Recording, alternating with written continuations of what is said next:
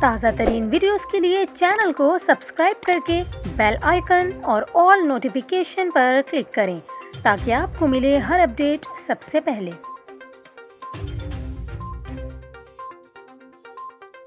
اور یہاں پر آپ کو افسوسناک خبر دیں، کراچی کے علاقے نیا گولی مار میں ایک گھر میں دھماکے کے نتیجے میں میاں بیوی اور بچے زخمی ہو گئے۔ ریسکیو ذرائع کے مطابق واقعہ نیو گولی مار کی پھول والی گلی کے قریب گھر میں پیش آیا، جہاں کھانا پکانے کے دوران سلنڈر پھٹنے سے میاں بیوی اور ان کے 3 بچے جھلس گئے، جنہیں ریسکیو ورکرز نے ایمبولینس کے ذریعے سول ہسپتال کے برن سینٹر منتقل کیا۔ ہسپتال ذرائع کے مطابق متاثرہ افراد میں 45 سالہ محمد وسیم، ان کی 35 سالہ اہلیہ امبرین اور 12 سالہ بیٹا سمی، جبکہ 2 بیٹیاں 10 سالہ رباب اور 7 سالہ ام حبیبہ کو برن سینٹر میں داخل کر لیا گیا ہے، جبکہ طبی امداد دی جا رہی ہے۔